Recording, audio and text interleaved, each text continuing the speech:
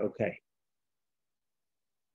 Okay, so here we go. So this is Bereshit in a nutshell, the beginning of the Torah. God creates the world in 6 days. On the first day, he makes darkness and light. On the second day, he forms the heavens, divided the upper waters from the lower waters.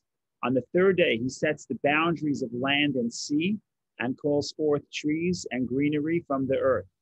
On the fourth day, he fixes the position of the sun, moon, and stars as timekeepers and illuminators of the earth. Fish, birds, and reptiles are created on the fifth day, land animals, and then the human being on the sixth. God sees his work on the seventh day and sanctifies it as a day of rest.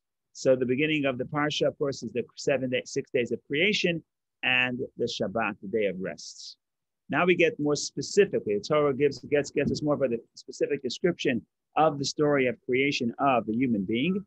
God forms the human body from the dust of the earth and blows into its nostrils a living soul. Originally, man is a single person, but deciding that it is not good for man to be alone,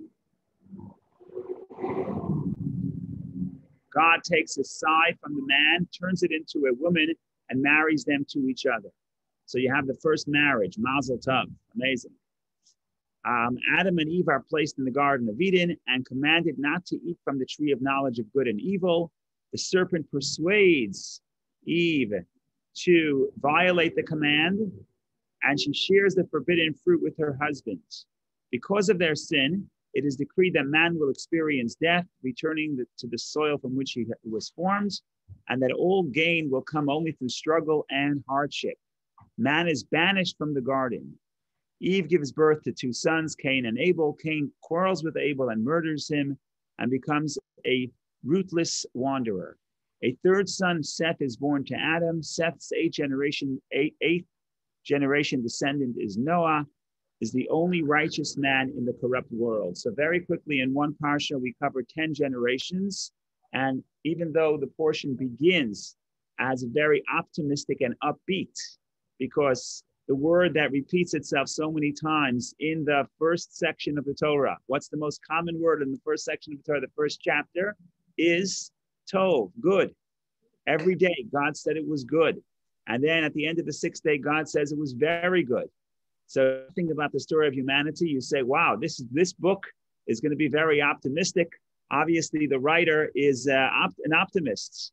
And of course, very quickly within one parsha, we descend to negativity, and the entire earth becomes corrupt except for Noah. And if you want to hear about Noah, you have to come back next week. So sorry about that. We'll be here next week, God willing, in good health. But now we have to. Now we want to get more detailed and explore what are some of the ideas that we can derive from this parsha. And most importantly, because there's a lot of interesting things directions we can go. But we're also focused on what does this mean for us in our life, and what can we take away that would help us in the way we live our life. So that is the roadmap for today. And like I said, I'm going to say a point or two, try to connect maybe the beginning of the parsha, the end of the parsha, and then maybe if we have some time, we'll open up the mic if anybody wants to draw attention to a specific portion that you want elaboration. I just also want to apologize that we're outside on the front porch of Chabad because of COVID. And I was never outside in this specific spot during the week. I'm usually here Sunday morning. And Sunday morning, it's relatively quiet. I didn't realize that Thursday morning is a little busier than Sunday morning. So hopefully by next week, we'll find a better location outside to accommodate for good Wi-Fi, as well as a little bit of quiet.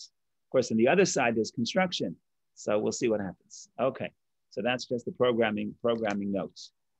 What I want to think about right now is, we already have a question. Jill, go ahead. Okay. It's the perennial question, Rabbi. It comes up all the time. We find the universe is so much queerer than we ever thought. That there's distant horizons, constellations disappearing, all that stuff. And here we talk about 7 days. Talk about the use of metaphor. This has to be metaphor because we're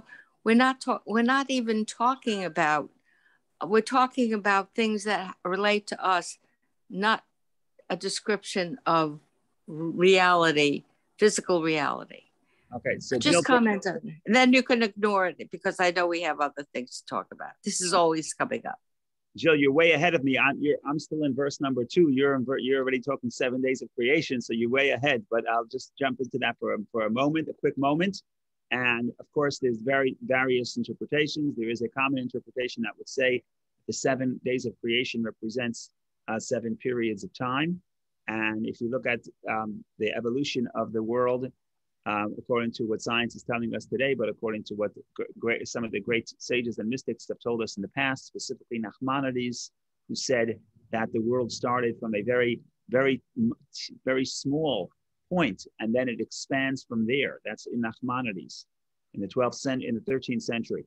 And if you think about it that way, if you think about the evolution of how the world is going to move from something simple to complex, it sort of it goes in the pattern of the Torah. Whether or not the 7 days are literal or figurative, it could be. There are various opinions and various perspectives. But what I do want to point out, and it's not very well known, that the big idea, even before you get to the 7 days, the big idea of the Torah was the second word, bara, created. And that was a revolutionary word. And up till the 20th century, basically science ridiculed the concept. Which concept? Not that there's a God or there isn't a God. That was always whatever. I'm not going to get into that question right now. But the question of was there a beginning? Even before, I'm sorry, not the second word of the Torah, the first word of the Torah, Bereshit, in the beginning. Was there a beginning? And Judaism insists that there's a beginning. But historically, all the great philosophers believed that there was no beginning. What they would say is that the world, the mass of the world, was what it's translated by the Jewish sages as in Hebrew called as kadmon. Kadmon means something that always existed. So they believed God always existed and the world always existed. And you cannot say the beginning of the world because there was no beginning to the world. And that was the big idea, that the Torah, the first word of the Torah is Bereshit. Bereshit means there is a beginning. And like I said, this was not at all accepted by the great philosophers, Aristotle and nobody else. Nobody believed that there was a beginning. And Judaism insists that there's a beginning. And it so happens to be that in the 20th century, you get the Big Bang Theory. And a lot of people think, well, the Big Bang Theory is it's a big, what do they call it? It's a sort of contradiction to the Torah. Well, in some sense, you have to figure out, is it compatible or not? But in the big question of, is there a beginning, right? Is there a beginning? There's no question that on that question, what the Torah has been saying, what the sages in the Torah have been insisting for thousands of years, a few thousand years late, science says, oh, now we think there is a beginning. Now, what Jill's going to tell me that some people think there's no beginning now. But what I'm trying to say here is that that's the big question. That's the big point. How long did it take to develop is the details. The big question is a beginning. Now, but this question also has philosophical ramifications. If there's a beginning, if there's what's the philosophical difference whether or not you say there was a beginning, or whether you say there was no beginning, the matter of the world always existed, God always existed, the matter of the world always existed, then it's God controls the world, but the world always existed. Why is this so important? So it's important on many levels, but I'm going to talk a little bit of philosophical perspective, but also a moral perspective. And what the commentaries explain is as follows. If you believe, like the great philosophers of old believed, that the world always exists, the matter of the world always exists, then if you're the creator, if you're an artist, then you walk into an art studio and they say, okay, creative work a work of art. You're limited by the material that you have in your room, in the art room. You can't make anything you want. You can only work based on the material that you have, and you're limited by the properties of that material. So could God do anything? Of course not. If the matter of the world always exists, then God is limited by the material and the matter of the world. If, however, you say what the Torah says, which is that there is a beginning, meaning God created the matter of the universe. In other words, It wasn't like he was trapped and forced to use this material. He can create any material he wants. If that's the case, then God is free to do anything because he's not limited by the material. Now, that's just the philosophical point, which is less interesting than the moral point. What's the moral point? The moral point is if God is free, he's not limited by the material, then God tells us that we too have to be morally free. In other words, what God tells us, we'll see in the story of the tree of knowledge, for example, God tells us when you have your instinct and you have the voice of morality, you have to follow the voice of morality because you're free to choose. Now, if the world wasn't created by God, then God is not free because he's trapped, he's limited by the materials that always existed. And therefore if God's not free, we certainly are not free. And therefore we're not free to go against our instincts. You say, listen, this is who I am. These are my instincts. This is my body. This is my psyche. I cannot change that. God tells me to change, but I can't. I'm not free. So the idea that God creates matter out of nothing, and therefore God forms the matter, and therefore he's not limited by the matter. And therefore, when God creates us and tells us that we are free to make a moral choice, we're not free to do anything we want. People tell me when I was a kid, my mother may have told me, I don't know if she did, you could be anything you want to be. It's not 100% true. I don't think I can be a football player, an NFL player. I'm not strong enough. The point here is, morally, I can be whatever I can be. In other words, we have moral choice. When it comes to the matter of, am I going to cave to my instincts and do what I know is right? Here, the Torah insists that I'm completely free. But for me to be free, God has to be free. For God has to be free, there has to be a beginning.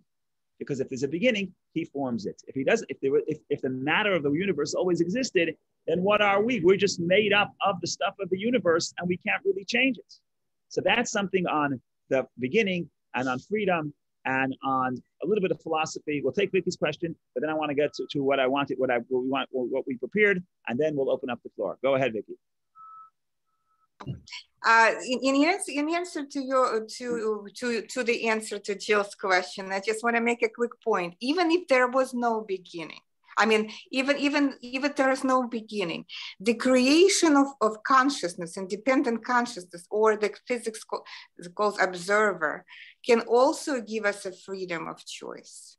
Do you see what I'm saying? So even if there was no beginning, I don't want to take a lot of it, but this is more like a philosophical spin based on the current science. Right. So we could debate that. Well, let's debate it. Let's put it off. We'll find a time. Maybe at 11 o'clock, we could talk about why it's so critical to believe that there was a beginning. And like I said, the good news is that the current accepted scientific explanation of the universe is that there was a beginning. There are theories that say there wasn't, but right now, currently, science is catching up. And you know what? The good news is they're probably going to continue catching up to the Torah. So all we have to do is stick around and watch them catch up to us, which is what we want. Okay. What I want to think about now is a Kabbalistic concept that is going to illuminate something in the beginning of the Torah, the second parsha of the Torah, the second verse of the Torah, but it will also talk about, it's a fundamental Kabbalistic concept, but it'll also give us some information about the stories that will appear, one of the stories that appear at the end of the parsha, and somehow this will connect the beginning of the parsha and the end of the parsha, which can be interesting. So what am I referring to? I'm referring to the Kabbalistic notion of, you open the Torah, you see the story of creation. But the story of creation is only part of the story. There are secrets and mystical truths that are not written explicitly in the Torah, but they're hidden in the Torah. And over the centuries, the sages and the Kabbalists explain to us how there are certain truths that are hidden, and they help us derive it from the verses. By the way, this is one of the interpretations why the Torah begins with the letter Bet, Bereshit, letter Bet. So if you know anything about the Hebrew alphabet, even if you don't know the Hebrew alphabet, if you know Alpha and Bet, alphabet, you know that Bet is the second letter. So now the question is, why does the Torah start with the second letter of the alphabet? Everything is precise. The Torah should have started with the first letter of the alphabet. In fact, there's a medrash that says that a medrash is one of the homiletic commentaries of the Torah. In other words, non-literal. And the medrash says that the letter Aleph was upset. It comes to God and says, it's not fair because you jumped over me. You started the Torah with the Bet instead of with the Aleph. It's not fair. If you have children, you know that the biggest complaint is it's not fair. And then you have to say, where does it say that something has to be fair? Where does it say that the universe is fair? I don't know why kids get that notion, but apparently the kids believe that the universe is fair. So they say it's not fair. So the letter bet comes to God and says, it's not fair. You can't skip over me and just start the Torah with the bet. So the Medrash says, well, God says, you know what?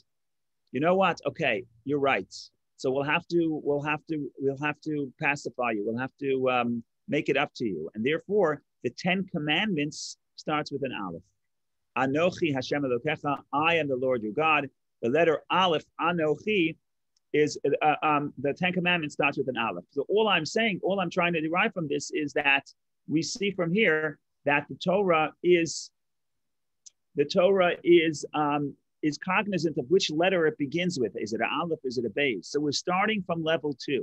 Why are we starting from the bet from number 2? So there are all kinds of different interpretations. One interpretation is that you should just know, as you're the reader of the Torah, when you read the simple interpretation, this is the second dimension. This is number 2. There's a deeper dimension that's concealed. There's a hidden dimension that's concealed, and that's the Aleph. But the Aleph is not so obvious. So when you read it, you start with the bet, but you know that there's secret information hidden in the text. And if you go searching and mining, you may come up with it. And luckily, we're not here in a vacuum. We have thousands of years of help from the miners who helped us mine the secrets of the Torah from the verses. But then we have the second verse of the Torah, which is clearly cryptic and clearly telling us something that is a secret and a mystical. And we just have to figure out what it means. And like I said, the Kabbalists spend a lot of time on this verse. So what the verse says is as follows. So verse 1, sharing the screen here. In the beginning of God's creation of heavens and the earth. Notice that this translation is a little bit different than the common translation, but I'm not going to get into it right now. Let's assume in the beginning, God created heaven and earth. And now we have a description of the earth. Verse number 2. Now the earth was astonishingly empty. Tohu vavohu, astonishingly empty. And darkness was on the face of the deep. And the Spirit of God was hovering over the face of the water, which is a very strange verse because it doesn't really tell you what it wants. It's also strange in the sense that the first clause and the second clause seem to be totally different feelings that you get when you read the verse, because here they translate astonishingly empty. How could the earth be astonishingly empty in darkness on one hand, which seems like very negative, it's something not hospitable to anything positive. It's dark, it's empty. On the other hand, you say there's Spirit of God hovering over the waters. So there is water, Spirit of God is here. So it is positive. It's a strange verse. But without getting into all the nitty gritty, we're going to focus on the word tohu. The land was, here they're translating it astonishingly empty. But that's not the only translation of tohu. Tohu could mean chaotically empty. Tohu is chaos. The earth was full of chaos and darkness above the deep, and the Spirit of God hovers above the water. And this leads to a Kabbalistic notion that you may have heard of, which is called chaos and order. And the Kabbalistic doctrine basically says that when God creates the world as we know it is the world of order. But before you have the world of order, you also have the world of chaos. And God creates the world of chaos, but the world of chaos doesn't last, and therefore it shatters and is destroyed. And then we have another sort of take 2 where God creates the world of order, and we live in the world of order. And part of what we're supposed to do in the world of order is we're supposed to correct those fallen sparks from the world of chaos. That is the Kabbalistic doctrine. In short, I'm going to take 2-3 minutes to elaborate upon it and then show you how this notion plays out within the stories, within at least one story of the parsha. So let's just elaborate for a little bit. God creates the world according to the Kabbalistic teachings with 10 sphirot, 10 divine energies. The problem is that those divine energies are very intense. And if you ever sat in a room with a few intense people, when they're intense, people who are very intense emotionally, it's very hard for them to collaborate. Why is that? Because if I believe in, for example, kindness, and I'm very intense about my kindness, and you believe you're intense about, for example, let's say compassion. I'm sorry, the opposite, about discipline. Let's say you have two parents, and one parent believes very powerfully in discipline, and the other one very strongly in kindness and compassion and giving. The stronger they each are connected to their emotion, the harder is it going to be for them to actually collaborate and raise a child, because they're too intense.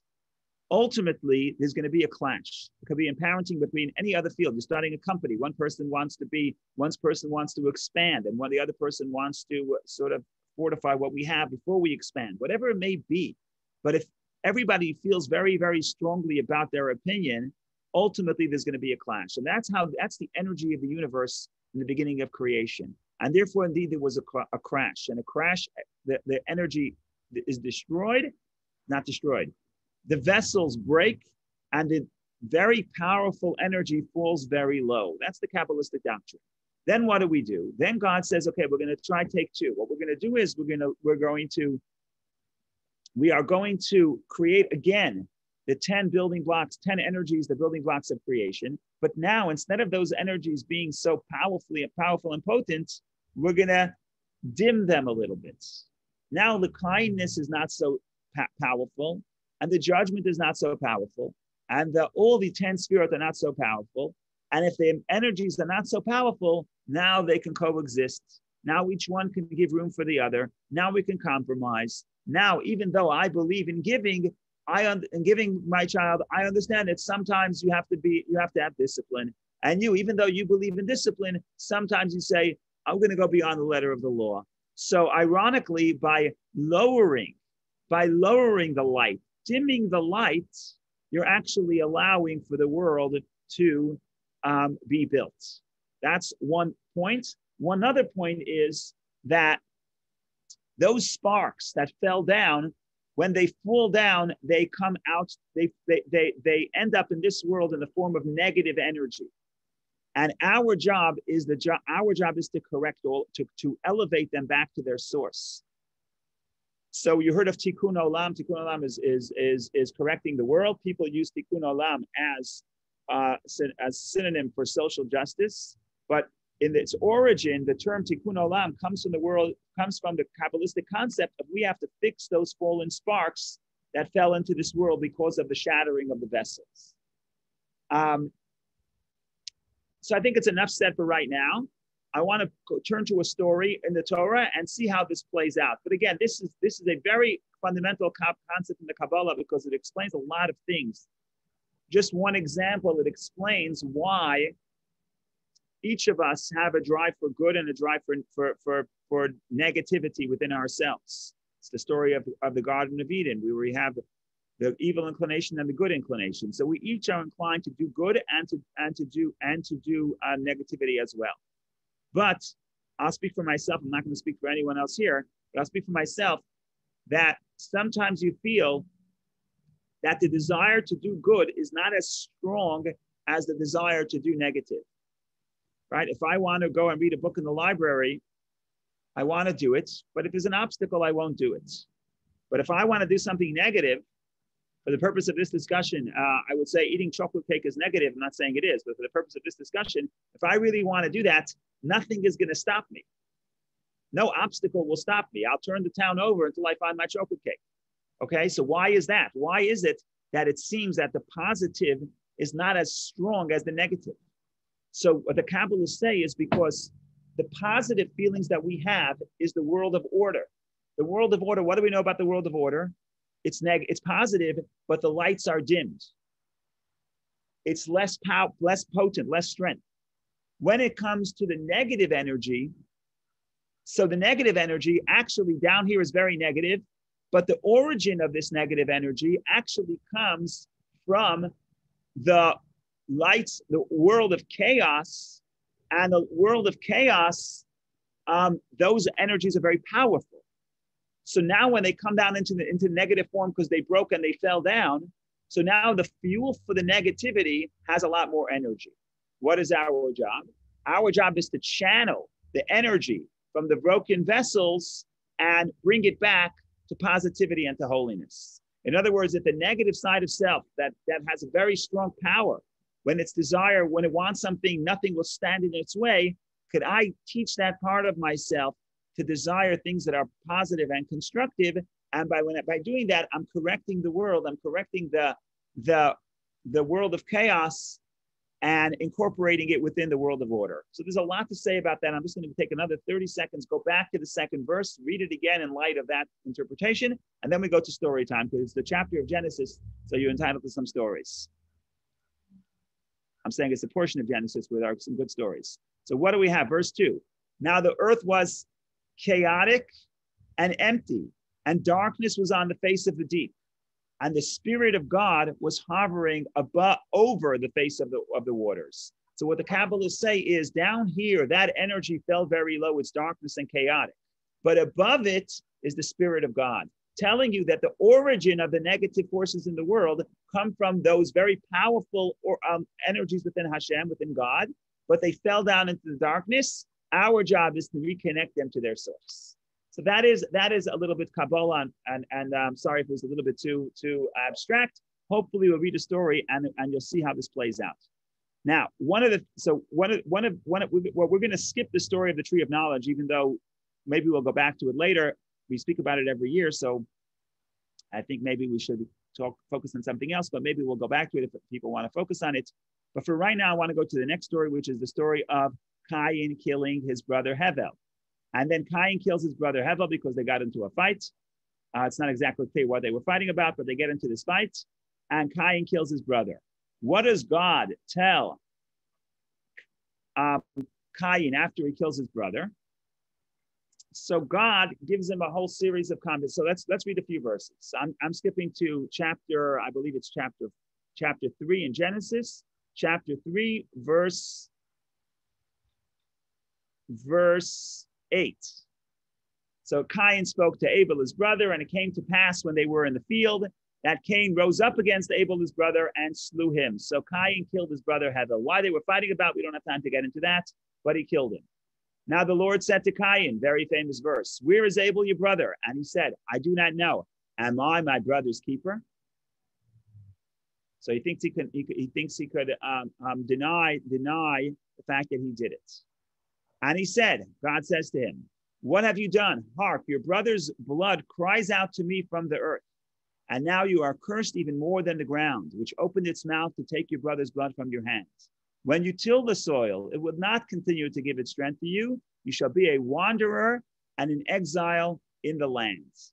So what does God tell him? What is the punishment? The punishment is you're going to be a wanderer in the land. In Hebrew, navanah, you keep moving around in the land. You're not going to be able to settle in a specific place because the earth will not give its produce to you. You will not be successful in agriculture, even though initially that was his preferred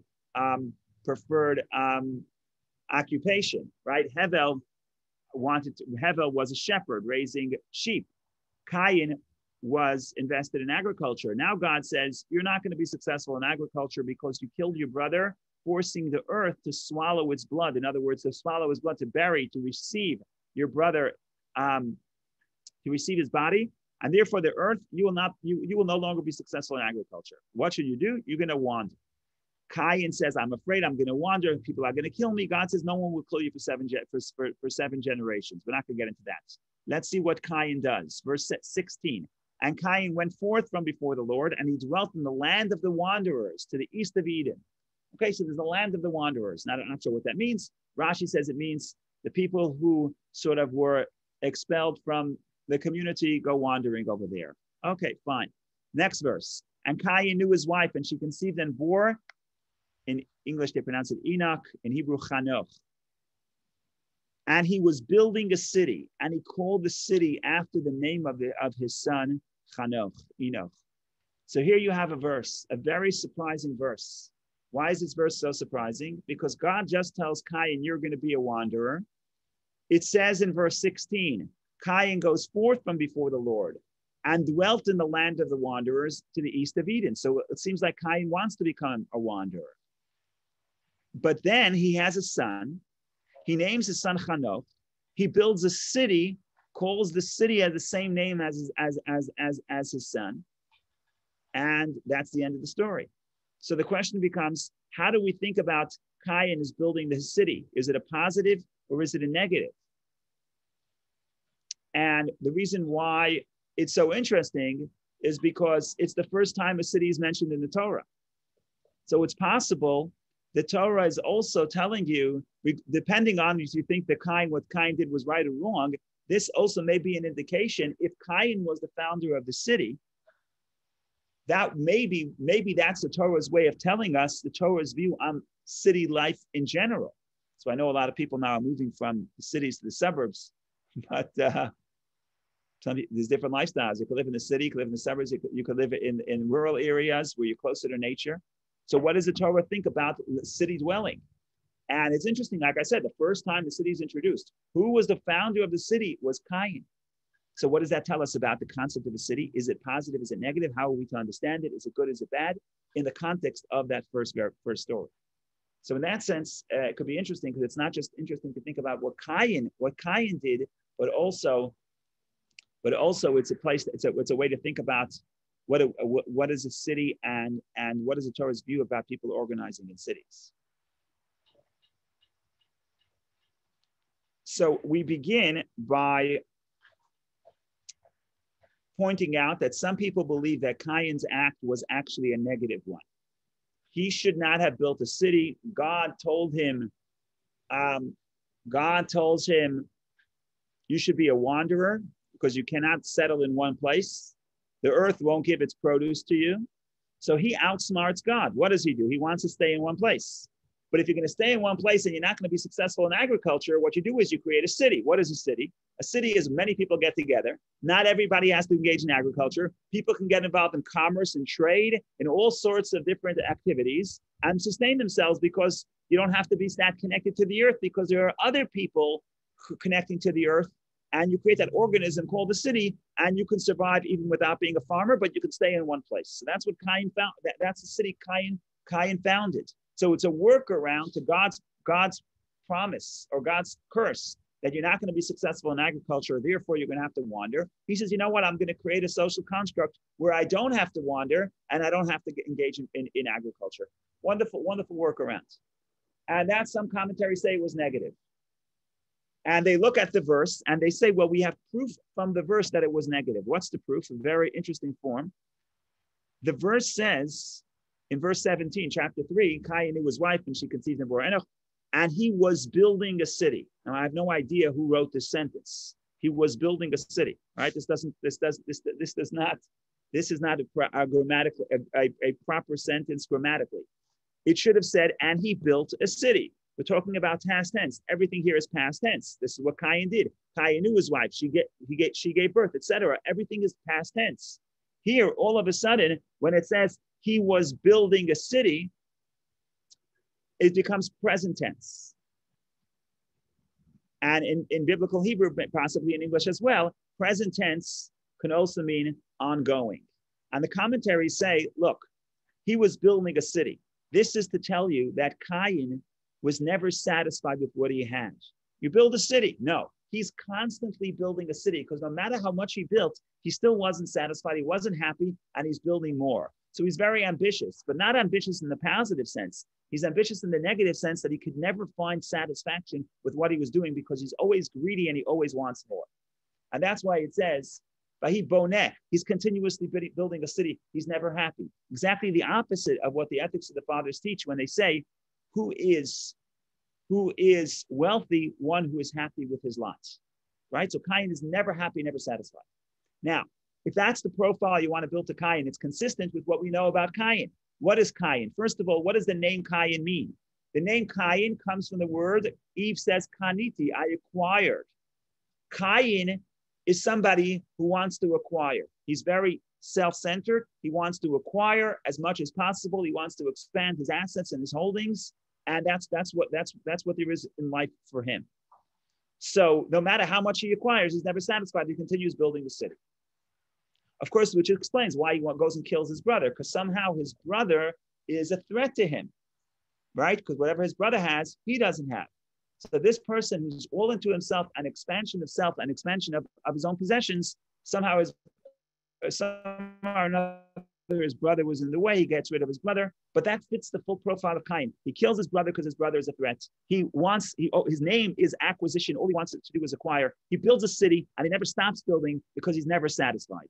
That's the profile of Cain.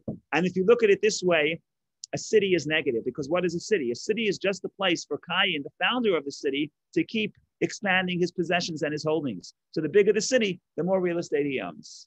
So that's the case to make for Cain builds the city. It's a negative thing. And therefore, the cities are not necessarily the most spiritual place. And therefore, if you go out to the rural areas and you go to the fields, you're closer to nature. It may be easier to connect to God. And indeed, there's some indication of that. We know the founders of the Hasidic movement love to pray to God, not in the synagogue, but in the forest, because that's where they felt close to nature. And there are other hints to this, that it's possible that when you're closer to nature, it's easier to be spiritual and it's easier to be moral. So that's the case against the city. There's another way of looking at it, which is actually profound and connects to the whole idea of the chaos and the order.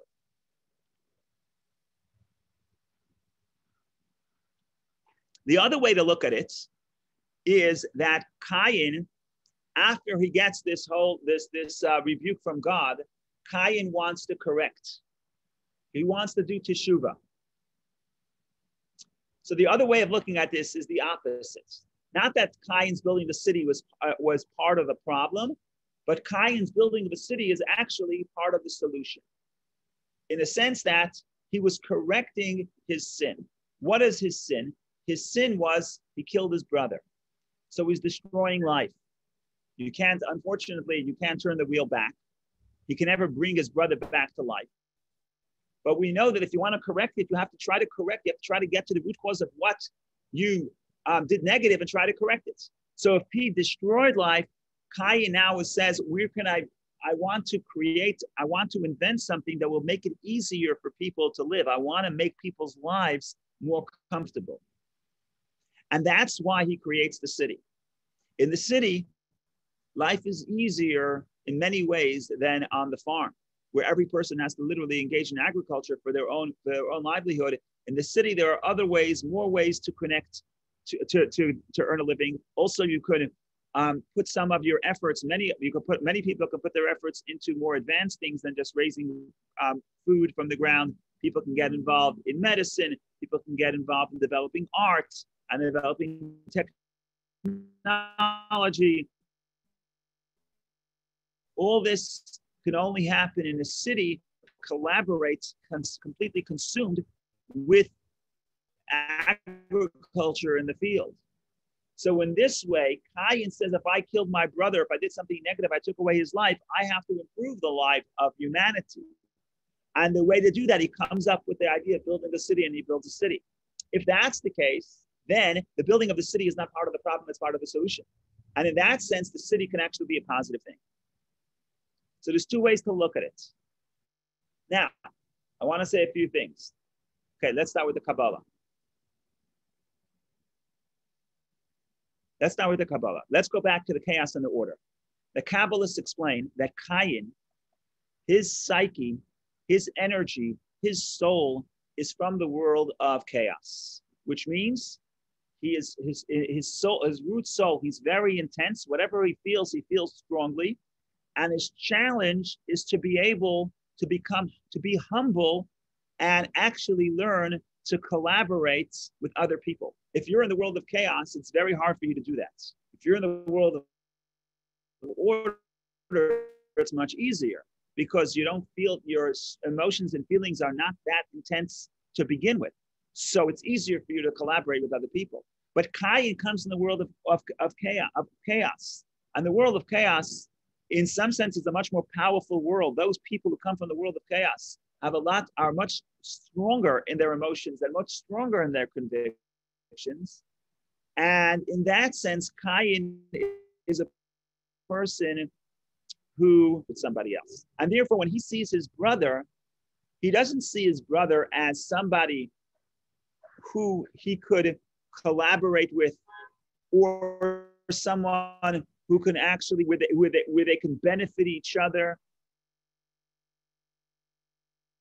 say, look, why are they in competition? They're in two different competing. But Cain and Abel are in two completely different industries. Cain is in agriculture, and Abel is raising sheep, right? Cain should have understood that your brother is not a threat to you just because he's different than you and he chose a different lifestyle and he doesn't see the world the way you do. It doesn't have to be that you're going to end up at war and therefore you're going to go out and kill him first, so he shouldn't kill you first. You have to understand that the other person could actually, when he's different than you, the other person could help you and you can help them. You both of you could help each other by being different. But it's very difficult for Cain to understand that because Cain is from the world of chaos. And the world of chaos, you're very in touch with yourself, with your own emotion, because you feel intensely about everything you feel. And it's not a bad thing. It could be a bad thing, but it doesn't have to be a bad thing. In other words, if you're not careful, you can cause a shattering of the vessels, and it can lead to negative consequences, as it had led to with Cain when Cain goes and kills his brother. But the point here is now Cain says, I have to correct myself. What does it mean I have to correct myself? I have to go back to the root cause of what led me to kill my brother, and I have to try to reform that. What was the root cause that led me to kill my brother? The fact that I see everything my way and I don't understand how to collaborate with other people. So what does he do? He then creates a city, which a city is all about collaborating with other people. The whole idea of a city is that everybody comes together and each person creates their own contribution, and together you create an organism called the city. And not everybody has to be the baker, and not everybody has to be the farmer, and not everybody has to be the doctor, because everybody comes together and each person has a unique contribution, and then everybody else could benefit from that contribution. And I see myself as part of a greater whole. And if that's what Cain was trying to do, then not only was he correcting his mistake, but he was actually trying to reform or channel his own problem, his own mistake, which was going too far in the world of chaos. And therefore he founded the model of what could become the world of order, which would be a city where people complement each other specifically by being different. And that's the world of order. So just to summarize the world of chaos, the world of order, just to summarize all of this, here's my takeaway. The takeaway is as follows. The Torah is vague on the story. If you ask the Torah, if you say, I want to read Genesis, this week's parsha, and see, does the Torah view Cain's building of a city as positive or negative? So the Torah is very clever. The Torah writes it in a way that's vague. Why so? Because whether or not what Cain did was positive or negative is beside the point. The question is for us, what does a city mean for us? Is a city a positive place for us, or is it a negative place for us? Well, here the Torah is vague. Why? Because it can go either way. It's up to us, right? The city can be a place where a person, all they want is to expand their wealth and their assets, and to the point that it robs them of the pleasure and the peace of mind and the pleasure of what they have already acquired, robbing them of joy of life because I'm never happy until I have more. That's one city that we can build. Another city that we can build is a place where people can collaborate and people can create advancements for human life. So which one is it? Is a city positive or negative? Well, it's up to us. It's up to how we live in the city. That is why the Torah, that's perhaps why the Torah is vague about the question of whether or not it was positive or negative. But the Kabbalists clearly say the model of the city is actually the model of the world of order. Because the world of order is a place where not everybody is the same, but people learn to have the humility to diminish their own perspective and say, I need to make space for somebody else's perspective, because the other perspective is actually not a threat to my own perspective. It can actually complement my perspective. So I don't have to abandon my way of life. I don't have to abandon my perspective, but I need to make space for the other perspective. And that's really what a city is all about, because so many different types of people with different occupations come together to create something greater. So from a Kabbalistic perspective, there's no question that the model of a city is the one that will lead to tikkun olam, to the betterment of the world. So I'm not telling you where to invest, where to live in a city, in a city or in a farm. But what I am saying is, in our own life, we can apply this to our own life, because in our relationships and the people we interact with, there's always this tension between expressing myself being true to how I feel about this situation and this scenario.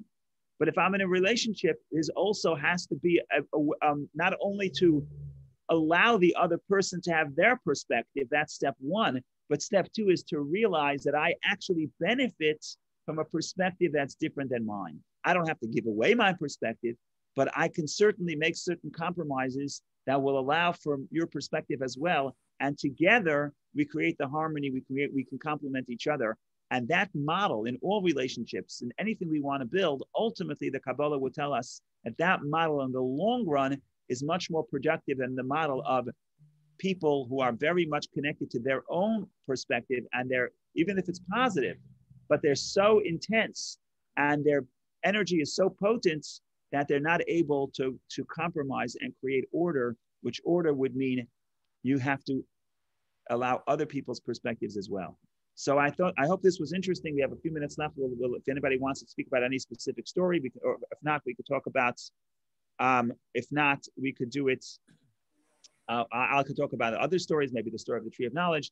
But whatever the case is, I think that introducing the idea of the world of chaos, which begins in the second verse of the Torah and plays out in many stories, including in the story of the building of the city, and thinking of the city as the model of not just how we're to live, but how to live our life in relation to the people around us, in the relationships we have with our children, with our spouse, with our colleagues, and balancing that tension between being true to self, but benefiting from perspectives that differ from our own.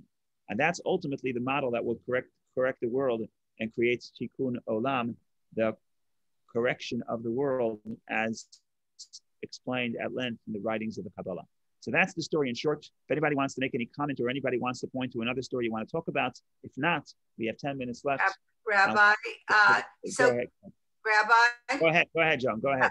So Cain was not really punished for what he did. I mean, building a city became a positive thing, as you explained. So there was no real, I mean, maybe he wandered, but there was no real negativity or punishment for him. So the punishment for Cain, it was delayed.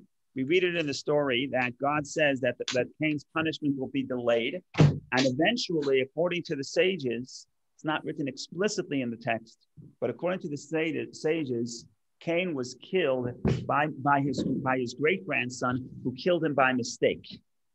That is the tradition, and you'll see it in the fifth reading of the Torah. We have the story with Lamech, who tells his wives, "Oh, I killed someone by mistake." According to the Medrash, that's really a story of Cain being killed by his great-grandchild. But the point here is the punishment was delayed, and it wasn't as severe as you would expect, either because God is forgiving, or because maybe it was the first murder, so he didn't really understand the severity of it. I don't know.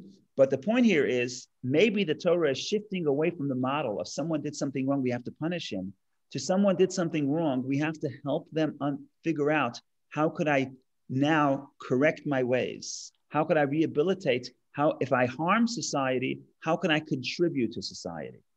And in some sense, that's the model that the Torah prefers for rehabilitation, even though the Torah has many punishments, but punishments are not the ultimate goal. The ultimate goal is, how do I correct? And God, according to this reading, this positive reading, when Cain starts building the city, what he is doing is he's doing introspection. And for him, it's very difficult because it's unnatural for him to want to live together with other people and benefit from other people, and other people benefit from him.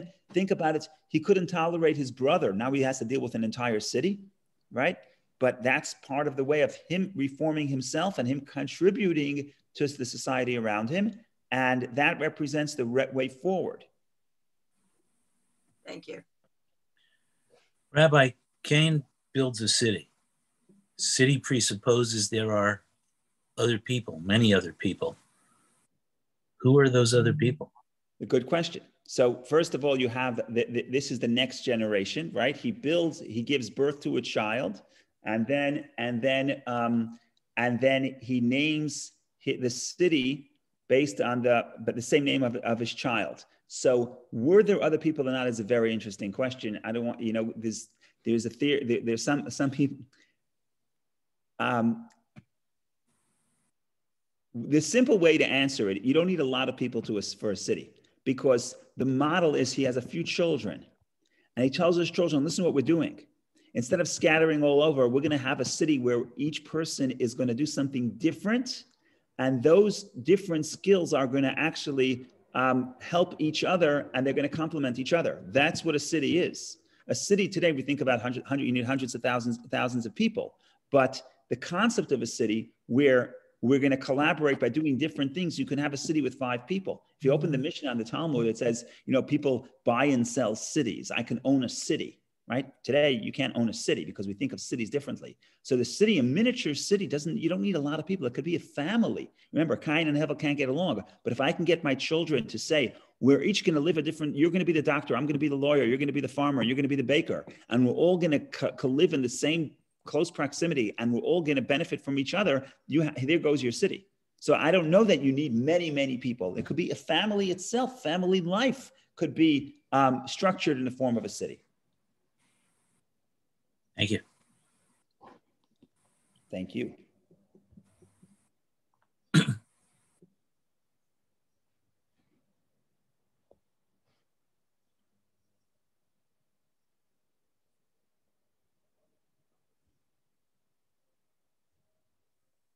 Okay, I'm going to say one more point I'm going to say one more point, and then we'll call it a day. We have 2 interesting verses. I just want to talk about it because it's the first verse of the Torah, and it's interesting. Let's see what happens here.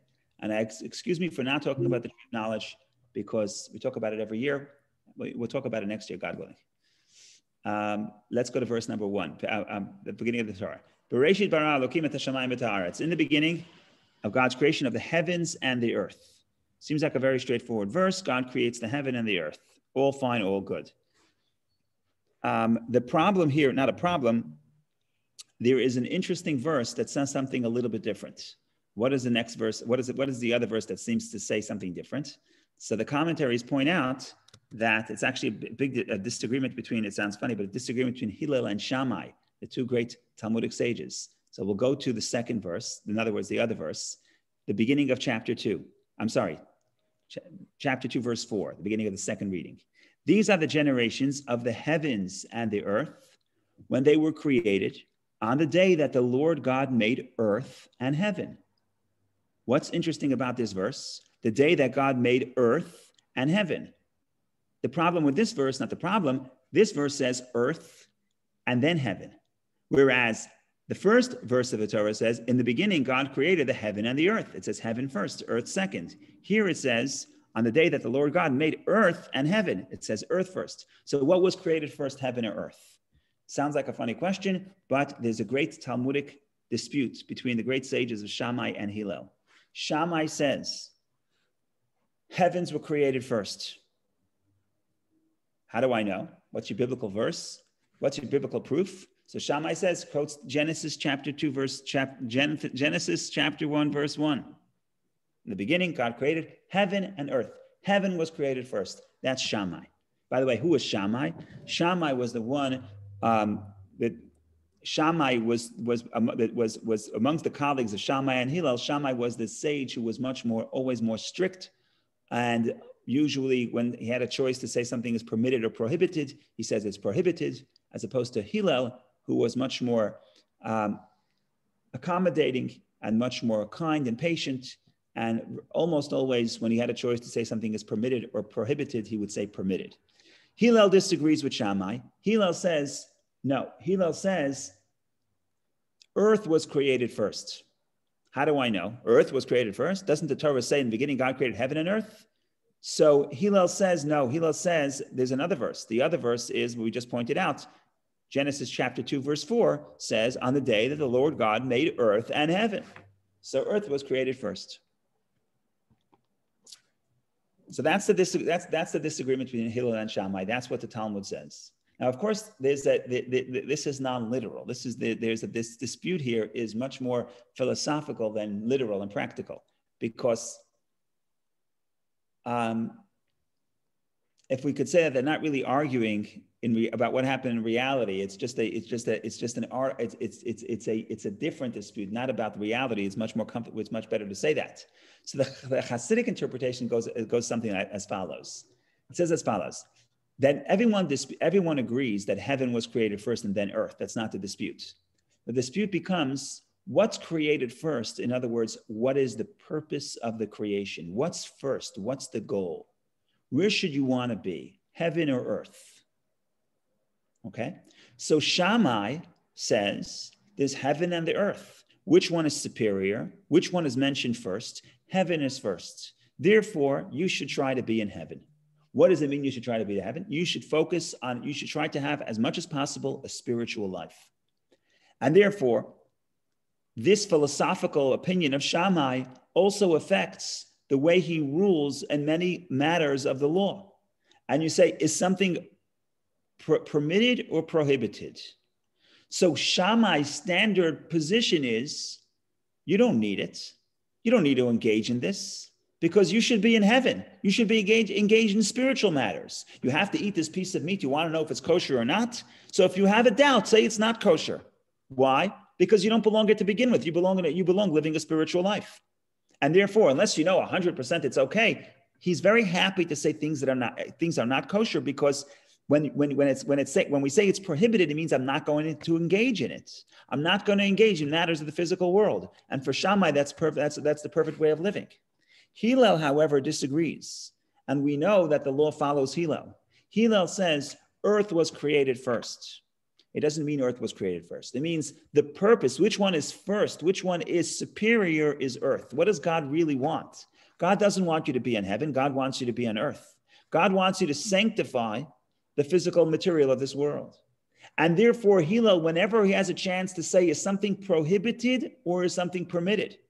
What's really the question? The question is, could this physical object be used to expand my service of God? Could this physical object be used to benefit my life? Hillel would say, if we're not sure, he would rather say yes, because his idea is the purpose of this world is not to escape the earth and come to heaven. The purpose of the creation was to sanctify this world. And therefore, Hillel says, earth was created first. This is where we should want to be. As much as possible, our job is to incorporate and elevate everything in this physical world that we engage in. And therefore, when he had a dispute, when he wasn't sure if something should be rejected or elevated, he always erred on the side of, can we elevate this? Can we bring this up to holiness? Can we sanctify this? Can we use it? So that's just another place where the question of the Torah is going to be a narrative. We're going to have a lot of stories before we get to the laws. But within the story, we have to look for what's the overarching message. And the overarching message in Judaism, at least according to Hillel, which becomes the dominant view, is that the purpose is not to escape. The purpose is not to come to heaven. That's not the purpose, and that makes us different than most religions, or maybe even all religions, and many spiritual traditions.